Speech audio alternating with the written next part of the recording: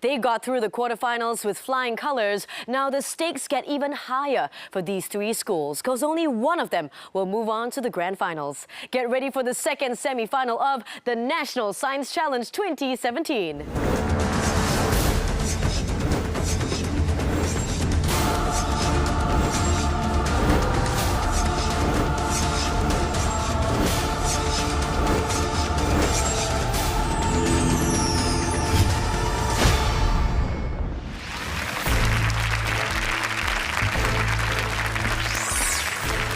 What's going on, you guys? Welcome to the National Science Challenge 2017.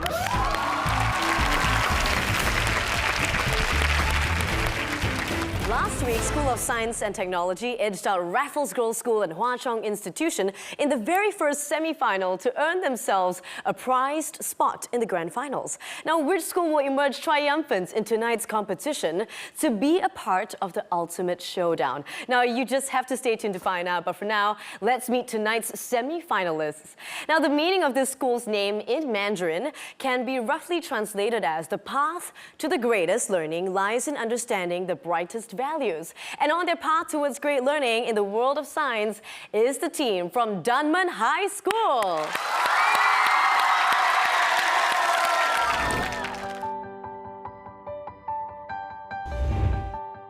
I wish I invented the dustbin because I'm a take out the trash. I wish I invented education because I'm gonna school all of you. I wish I created the periodic table because right now I'm in my element. I wish I invented a broom because I'm gonna sweep the competition away.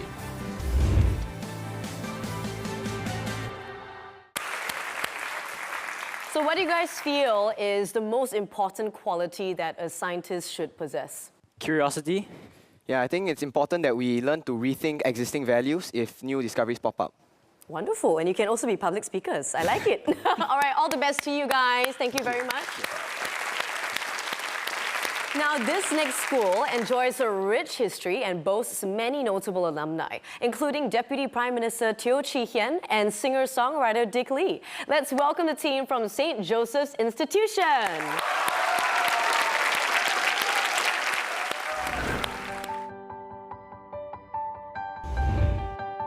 My biggest inspiration is how science has improved our living standard and how it penetrates every aspect of our life. My inspiration is the nuclear bomb. Although it's horrible, I find it terrifyingly amazing at how it works. My biggest inspiration is Steve Jobs because he's a very smart guy who invented the iPhone. When it comes to science, my biggest inspiration is to think of what science have brought us today.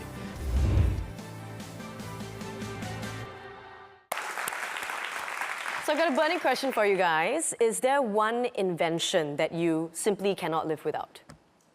The mobile phone.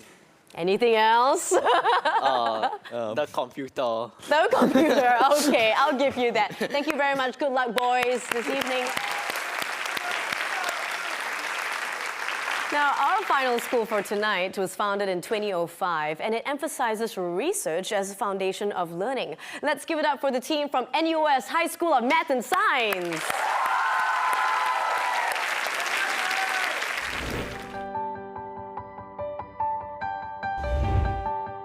I see myself as a doctor because I'm interested in the field of medicine, and I would also like to use my knowledge to be able to help others in need. I see myself as a doctor in the future, as I would really like to help those who are in pain or who are sick. I see myself as someone who is able to apply scientific concepts into real life and integrate them with other humanitarian applications. I see myself as a researcher in the future because right now, cancer has claimed the lives of many. Therefore, I want to find a cure for cancer so that a lot of lives can be saved.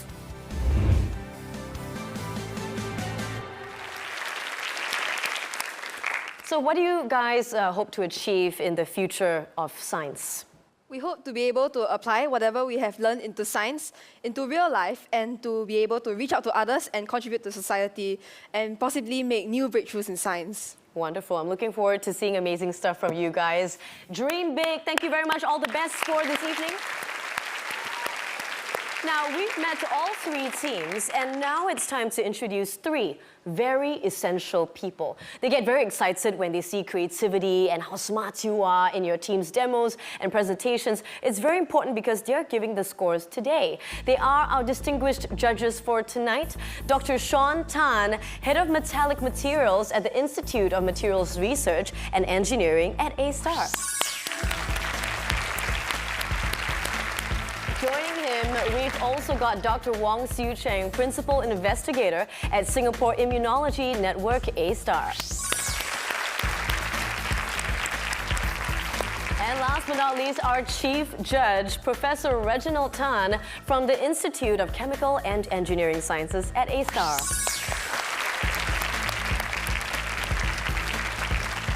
Now, let's kick off the first round of tonight's competition with a segment we call What's Your Hunch? In this round, the teams have to make an educated guess on the scientific rationale behind a particular phenomenon, as posed not by a scientist, but a celebrity. Now, before we reveal who's the celebrity, let's take a look at the rules. Round 1 rules. Explain the scientific rationale behind a phenomenon. 2 members may participate. They have 10 minutes to discuss prior to the presentation. This follows with a 1-minute presentation. They are evaluated for clarity of presentation and accuracy of scientific knowledge. They can score up to a maximum of 20 points. She's a veteran radio DJ who has been ruling the airwaves for many years, and she's also someone very beautiful that I look up to. She's the ever-popular Jean Danker, and here's her question for the 3 teams.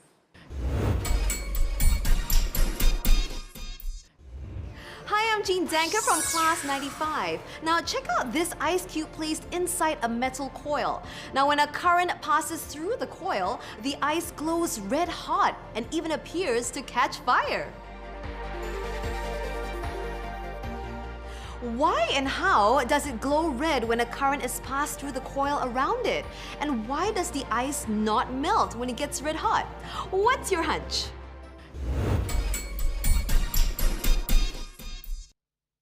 Each team had 10 minutes to discuss how they would answer the question posed by Jean. And they were also given a hint that there's a hidden object which could not be seen in the video clip. And what would that be? Now let's welcome the first school to present to the judges, Dunman High School. Hello, my name is Houdini and I'm here to sell you a magic product. As you can see here, this ice cube does not melt even though there's a heating coil around it. And the best thing is I'm selling this for only $99.99. Wait a minute. Any buyers? Let me see. Who are you? My name is Einstein. I'm going to explain how these magic tricks work. So firstly, as you can see, it's a heating coil.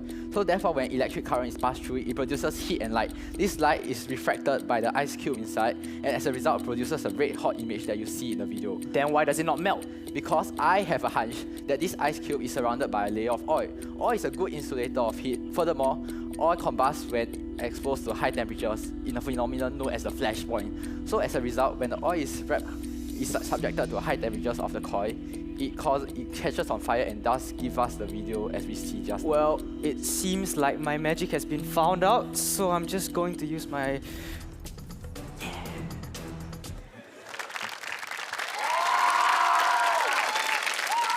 Now we've just heard the presentation by Dunman High School. Next up, we've got SJI. So the ice is undergoing a process called electrolysis. When currents pass through the ice, the water molecule will break down to form hydrogen gas and oxygen gas. Since hydrogen gas is flammable and oxygen gas is favorable to burning, the ice will catch fire and glow hot and red. So the reason to why this ice doesn't appear to be melting is because the ice immediately vaporizes into its hydrogen and oxygen ions, which is mentioned by Hushin earlier called electrolysis. So electrolysis produces intense heat, and this should be a reason to why even fire is sometimes seen when this process takes place. So we think that the hidden materials shown in the video are actually the batteries, which is away from the camera. And in batteries, there are electrolytes, which produces positive and negative charge. So this is how it takes place.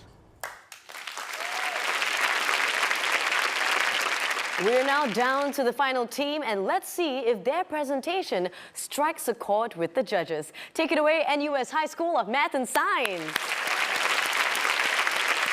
Why does applying a current into this block of ice will cause it to glow red hot and even catch fire? And why doesn't this ice cube melt? Firstly, we would like to contextualize that when we supply heat current through a metal coil, resistance will cause it to heat up. Additionally, there is a hidden object in this setup, which is the fuel required for a fire to start. So firstly, why doesn't the ice melt? Actually, when heat is first supplied, it will cause the outermost layer of ice to melt and this water will evaporate. However, this will form a layer of cold vapor around the ice, which prevents more ice from melting. Next, why does the ice appear to go red hot and eventually catches fire? We can explain this by the fuel, because when the fuel is of a high enough temperature, it will emit a certain frequency of light, which we perceive as red light. Next, why does it burn? This is because there's combustion of the fuel, as the necessary requirements for oxygen, fuel, and also the high heat energy because of the high specific heat capacity of water vapor, hence combustion occurs.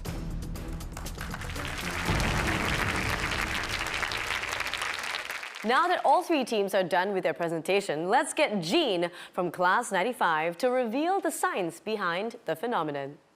So, did you figure out the secret to the red hot ice? Actually, there is a piece of iron inside the ice cube. Now, a current in the coil produces a magnetic field through the iron and inside the ice cube. When the temperature of the iron becomes too high, it starts to glow red. The light is dispersed through the ice, causing it to seem as if the ice is glowing. The ice cube does not melt before glowing, as it is the inside of the ice cube that is in contact with a hot piece of iron. It takes time before the outer layer starts to heat up, and then we see the ice cube visibly melting. Now, if the video continued a little bit longer, you'll see the ice melt as well as the piece of iron inside. Science! Thank you, Jean, for that answer. Now, judges, let's hear from you. Dr. Sean Tan, what do you think of Dunman High School's performance today? I would like to applaud them for addressing a very challenging question and in a way that actually really made some sense.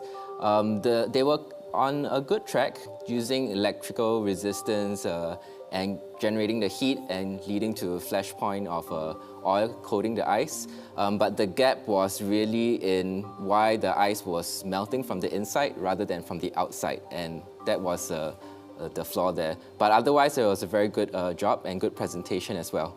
Well, wonderful job. Great job. Now, of course, the SJI boys also put up a good show. Dr. Wong, how do you feel about their performance? Yeah, for SJI, I think they tried to put in a lot of effort into explaining, but unfortunately, electrolysis wasn't the right answer. The concept was wrong, but the explanation of electrolysis was correct. Unfortunately, it didn't answer to the question, but I have to say it was very good effort. All right, great. Now, last but not least, Professor Tan, your comments on NUS High School of Math and Science. Well, for NUS High, I think they did quite well. They were quite convincing in talking about the scientific concepts that they explained. They believed in what they were talking about, and I think I gave them some high marks for that. Great, nice, wonderful, encouraging comments for all three teams. Judges, thank you so much for your comments. Now, our judges have scored the teams on whether their presentations were red hot, lukewarm, or ultra cool. Get it? But to find out which team scored the highest in this round, you'll just have to stay tuned to find out.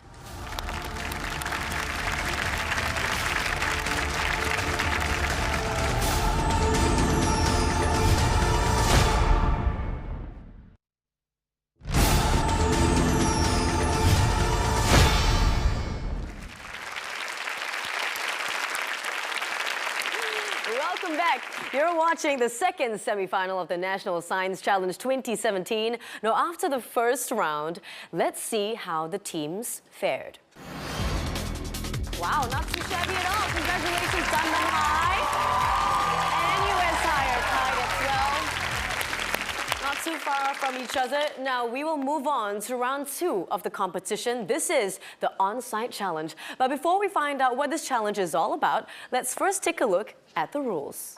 Round 2 rules. Students have to conduct an experiment related to expertise of the hosting agency. Teams have 2 hours to conduct research and discuss. Teams will be graded by 3 judges, including 1 from the hosting agency. They will then have a 5-minute presentation, and they will be evaluated for technical competence and presentation skills. Teams have a maximum of 20 points to score.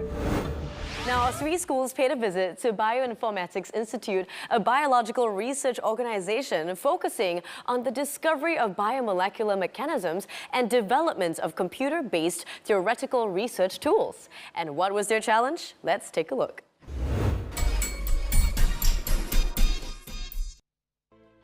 When you think of biology, you think of dissecting frogs and viewing bacteria on slides, not working on your laptop.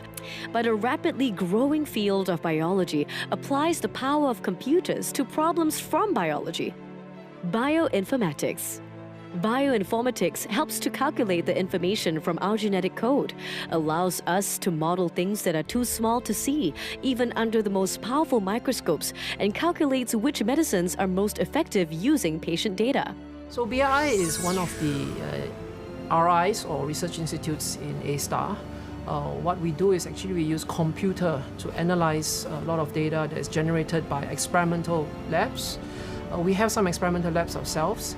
And this is what we do to speed up the process, because a lot of things you can do in silico or in the computer faster than you can do it in real life per se. The Bioinformatics Institute, or BII, at Biopolis even developed smartphone apps to help biologists quickly do tasks that until recently could only be performed with much larger and more expensive apparatus. Today's semi-finalist traveled to BII to take on a challenge that would task them to use these apps in tandem with professional biological lab tools they have never used before. The challenge was really something that we couldn't experience or do in our school laboratory, so we could do stuff that we learn outside of the textbook, and yeah, it was much more interesting than what we normally learn in science class. Challenge 1, we had to determine how much of bacteria was taken out from like a certain volume, and we had used apps to sort of calculate the number of colonies on an agar plate. Because this is some things that we do not do in school, but we hope that our results will be positive and we will have something to present on. We don't do this process whereby we extract out the plasmid DNA. Yeah. To me, it is very interesting because I get hands-on experience to some of the things that the researchers do in real life.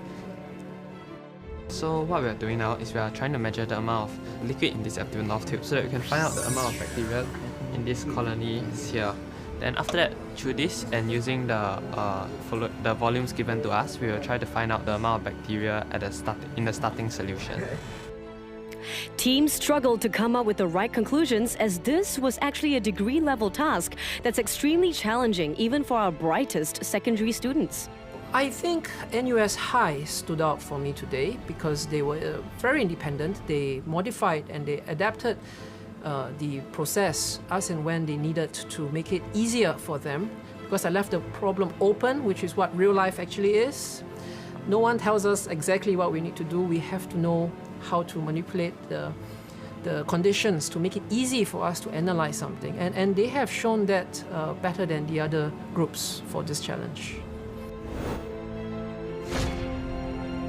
Nevertheless, the teams performed admirably under pressure and impressed the judges with their potential as future biologists who may wield their smartphones as vital tools of their trade.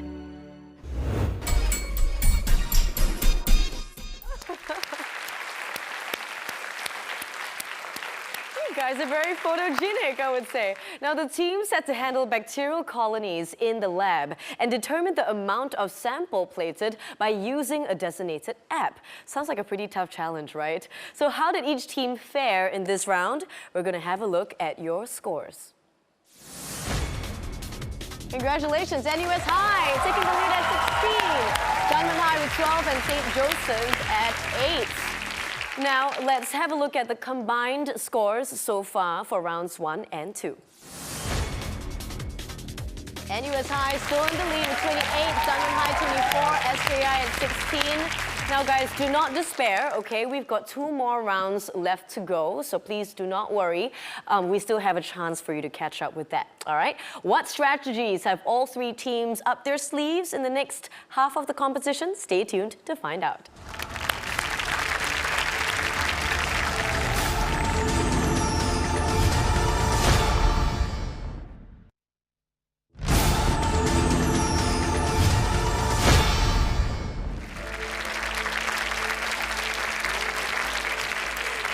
Welcome back to the National Science Challenge 2017. Science is not just about cold, hard facts, okay? A healthy dose of imagination goes a very long way, especially when combined with a little engineering know-how.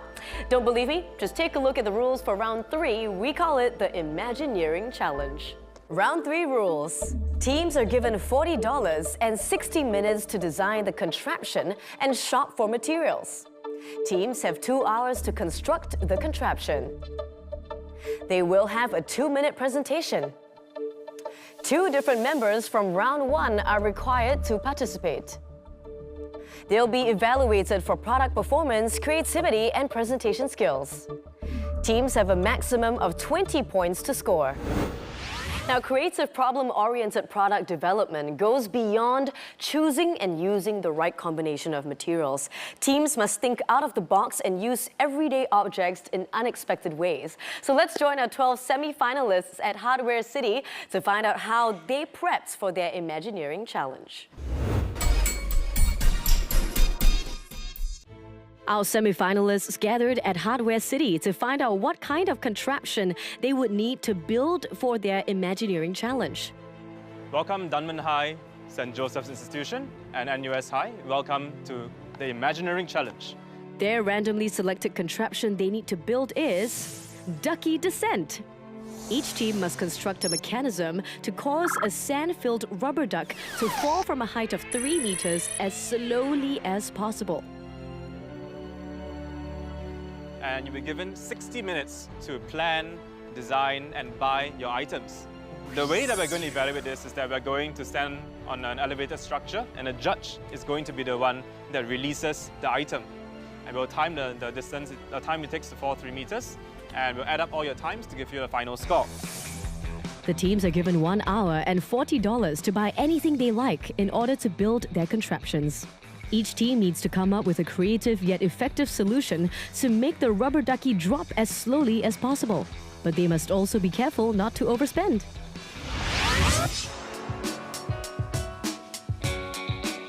Okay, so our first strategy is using lightweight material such as ponchos. When it's expanded, it becomes something like a parachute.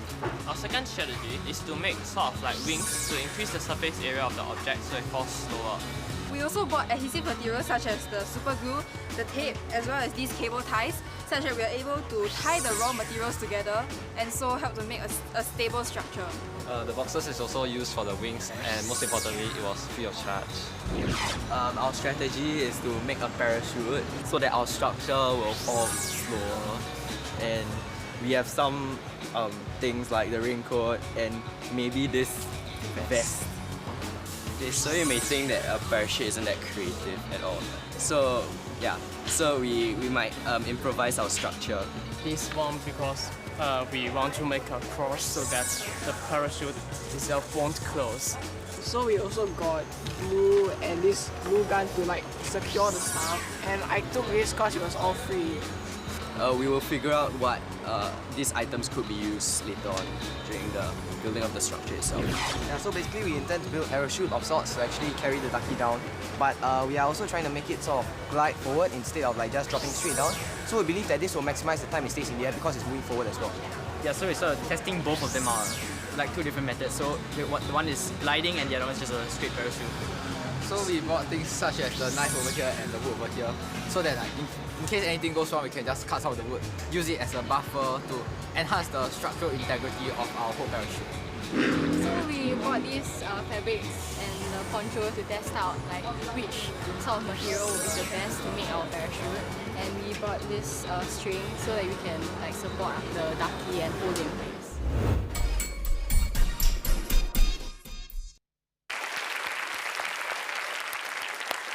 Now to recap, teams had to figure out a way to make their rubber ducky take the longest time to fall from 3 meters.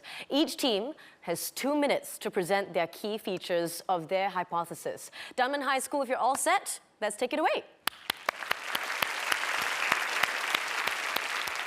You're in a plane. A1 designer decor. Leather upholstery, fully stocked mini fridge. Game rooms. But the thing is, it's about to crash. You're on your way to the emergency exit when you realize you forgot your parachute. You have 3 things. Your beloved can of Red Bull, your blanket, and your spanking new MacBook. What do you choose? Obviously my Red Bull, cause it gives me wings. The blanket's the obvious choice. When the blanket's open, the large surface area means it will catch more air as it falls, increasing air resistance and thus making you and the blanket fall slower. Think, a raindrop falls pretty fast from the sky and the feather falls much slower. And like a feather, we considered 3 things to make our ducky take the longest time to descend. Firstly, we needed a lightweight flexible material, in this case a poncho. Secondly, we used a shape that could both catch air and glide forward. And lastly, we also needed to have very cheap materials because after all, it's everyday materials. So yeah. We tried bell-shaped, round, and rectangular-shaped parachutes in A2, A3, and A4 sizes. In the end, we decided on the A3 size and rectangular parachute because the other 2 designs actually couldn't catch enough air and couldn't slow the ducky down sufficiently in the short 3-meter height. In addition, because there's only one rectangular surface, it's easier to balance and also it has a longer hang time compared to a parachute with multiple platforms. Our parachute was originally modeled after the standard Ram Air rectangular parachute. Rather than falling vertically only, we wanted it to glide forward, thus increasing the time spent in air. However, unlike a normal Ram Air parachute, our parachute lacks the front-facing air pockets which are meant to catch oncoming wind because it's still air. So instead, we have 2 pockets of slacker poncho here to catch the air. We shortened the strings on one side attached to the ducky so that it will increase the tendency of the parachute to glide forwards, increasing the distance for the parachute travel for every 1 meter that it descends. Hence, the glide ratio will be higher. In conclusion, next time you jump off a plane, grab the blanket. You grab the parachute, you dum-dum. I still think you should just wing it. Thank you, we've been Dunman High. Now let's see how long it takes Dunman High School's ducky to reach the ground. 3, 2, 1.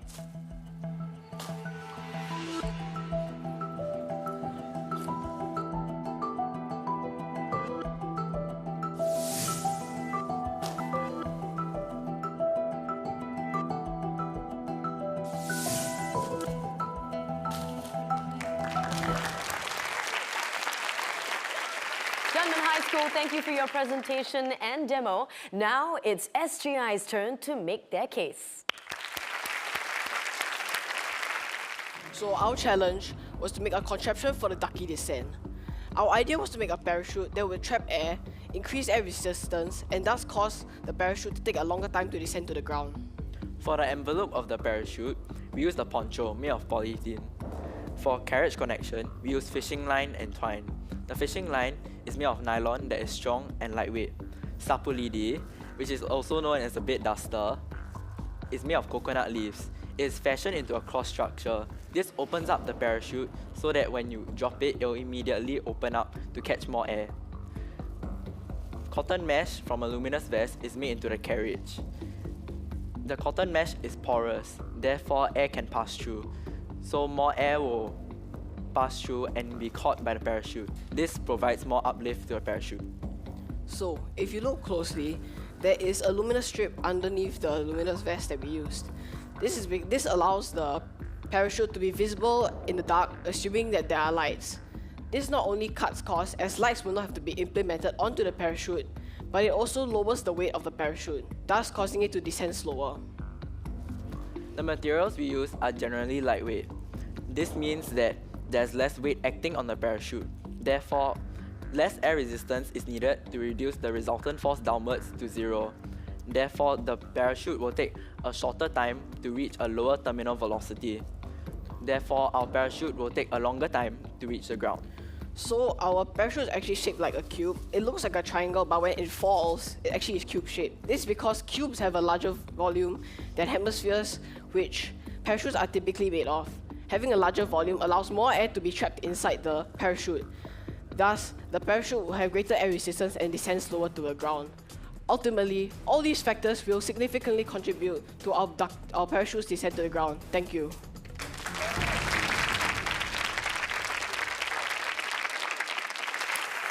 Okay, now it's time for SJI to send their ducky down, down, down for a slow joyride. 3, 2, 1.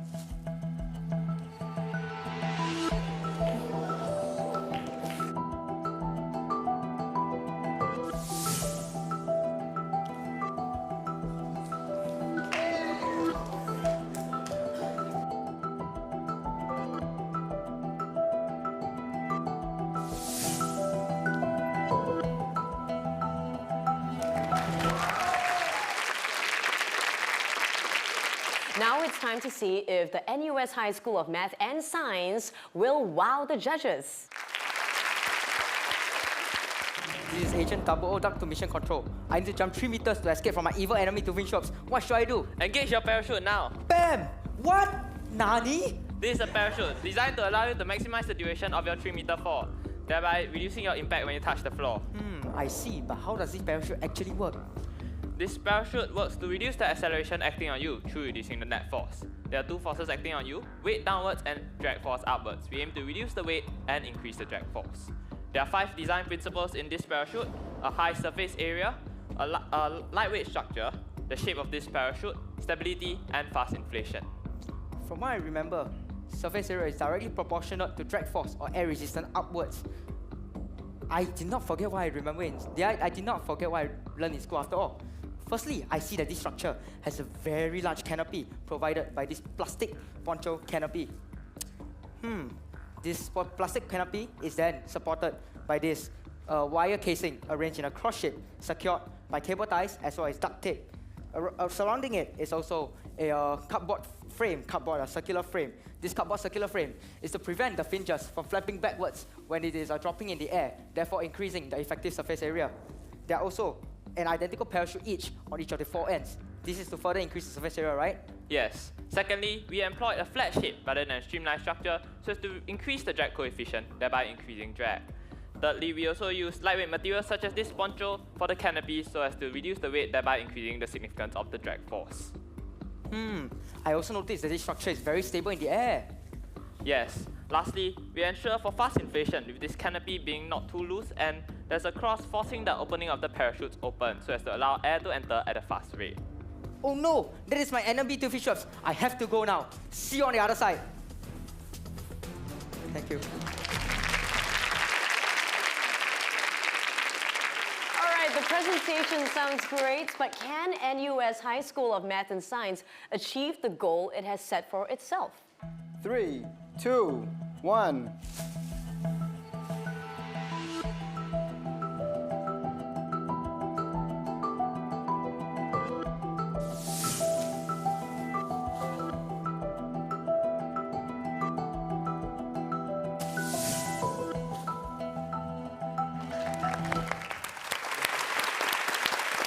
Now, you've seen the 3 teams do their presentation on stage. It must have been really nerve-wracking. Judges, do you have anything you want to say to our teams today? We'll start with Sean.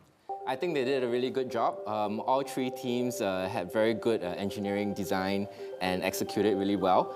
For an engineering challenge, it really boils down to the performance of it, and even then it was a neck-to-neck rating, and it was down to a split second, I would say. Wonderful, wonderful. Any other comments? Yeah, I share Sean's comments. I think that all the students put in a lot of effort into designing for this challenge. There were some, nice ideas that they put across, and the ideas they want to put across was also very different in trying to reduce the time taken, to bring the duck down. I think that was really good effort. So well done to all the teams. All right. Last but not least, Professor Tan. Sonia, I think I was impressed that all the teams could explain their designs very well and also implement their ideas. So I feel they're all very well matched. closely right. matched. Well, thank you very much and great job, teams, once again. We'll see who is able to duck being in last place in this round. Let's have a look at the scores. NUS High School doing very well, 18 points. SJI 13 points. And Dunman High at 8 points. Now let's have a look at the total scores so far. Wow! NUS High School taking the lead with 46, Dunman High at 32, SJI with 29. Now do not despair, because coming up next, we have one more final crucial round that will determine which is the one school that will move on into the grand finals. We'll see you then.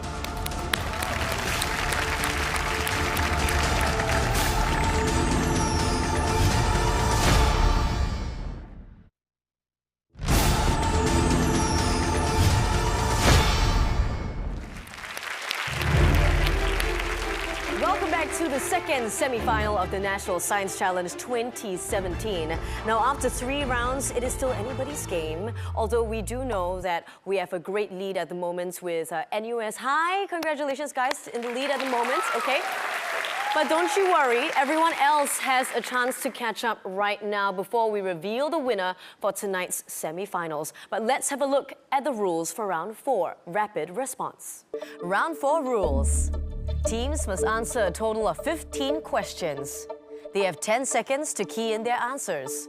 2 points are awarded for each correct answer.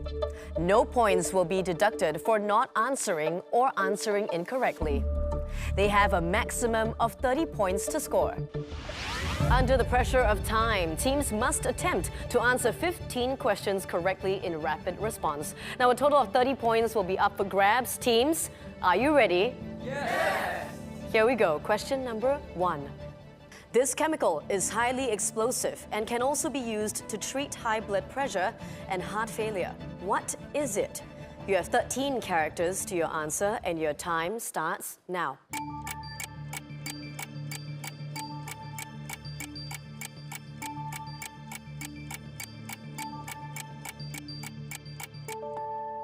Time's up. And the answer is nitroglycerine. Next question. Diamond, graphite, and carbon nanotubes are different what of carbon? 10 characters to your answer and your time starts now.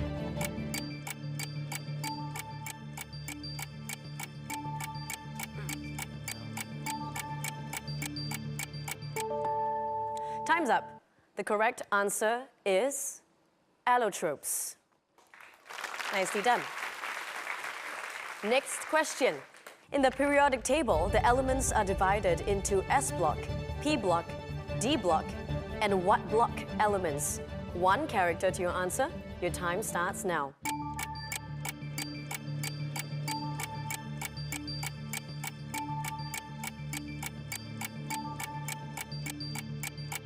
Time's up, and the correct answer is F block. Next question. What cells in the pancreatic islet secrete glucagon? 5 characters to your answer, and your time starts now.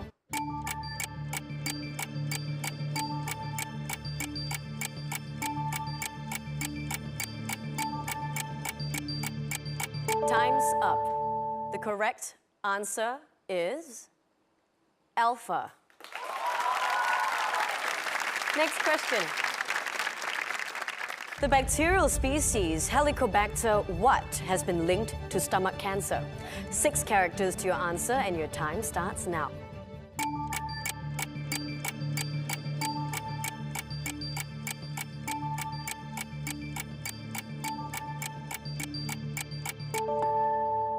Time's up, and the correct answer is pylori.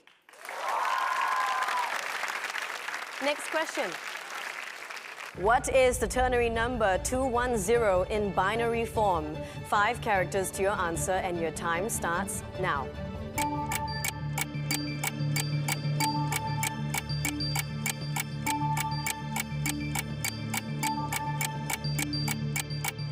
Time's up. The correct answer is 1, 0, 1, 0, 1. No one scoring points in this round. Next question. The what oxidation, named after its discoverer, uses potassium dichromate and dilute sulfuric acid to convert primary and secondary alcohols into carboxylic acids and ketones, respectively. 5 characters to your answer, and your time starts now.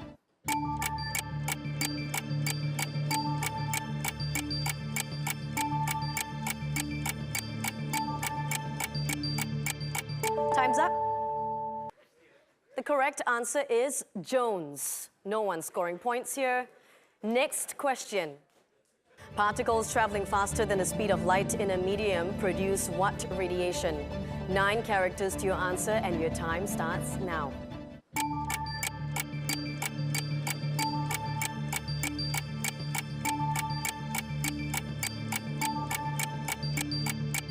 Time's up. The correct answer is Cherenkov. Next question. In dithering, what is introduced to the signal prior to quantization? 5 characters to your answer, and your time starts now.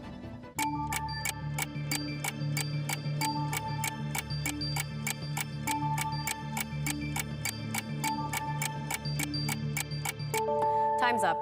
The correct answer is noise. No one scoring points here. Next question. What is the most abundant metal in the Earth's crust? Give the chemical symbol of this metal. 2 characters to your answer, and your time starts now.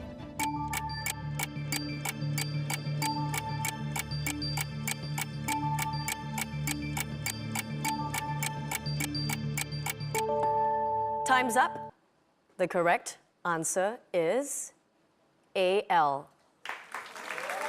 Nicely done. Next question. The sum of the infinite geometric series with the first term 6 and the second term -3 is what? 1 character to your answer, and your time starts now.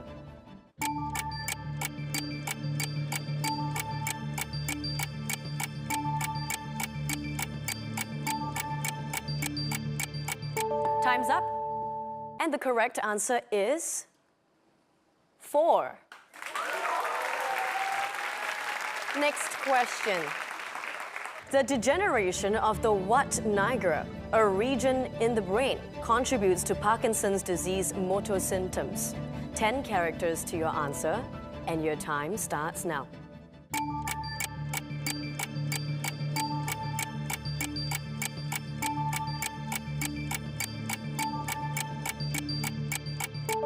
Time's up. The correct answer is substantia. No one scoring points here. Next question.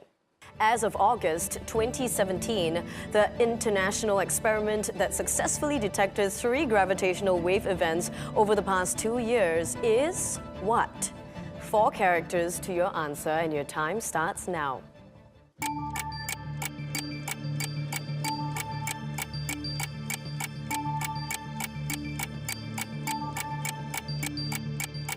Time's up. The correct answer is LIGO.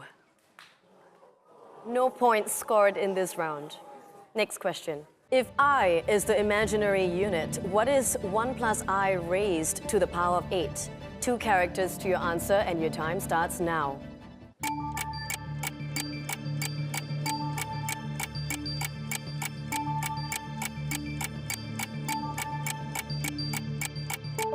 Time's up.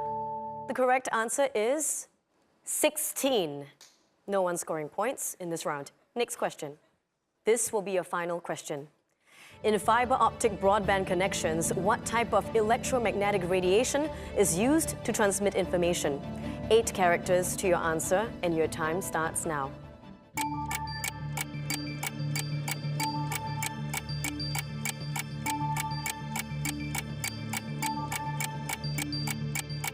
Time's up, and your correct answer is infrared. Oh boy, what an intense round, and we are done with the final round. This is how the teams did. Nicely done, NUS High with 12 points in the lead. Dunman High and SJI tied at 8. It's been a very nail-biting semi-final. Now it's the moment of truth. We're going to reveal the total score. NUS High School takes the lead with 58. Dunman High at 40 and SJI at 37, which means NUS High secures the spots in the grand finals. Come on over here, guys. Give them a big round of applause. Oh my goodness, you guys did a fantastic job. How do you feel? Happy. Very happy. Very happy. Okay, what about the rest? Extremely happy. Extremely happy and? Yes, we are honored to be able to interact with other strong competitors. Oh, wonderful. Okay, well, give yourselves a big round of applause. And also, the other two schools that participated today, please come on up here and join us as well. We got SJI and Dunman High. Yes, everybody having a very good effort. We've come to the end of tonight's show, but remember to join us next week as Catholic High, River Valley High, and Temasek JC IP face off in the last semi-final. Meantime, I'm Sonia Chu, and it's been Science.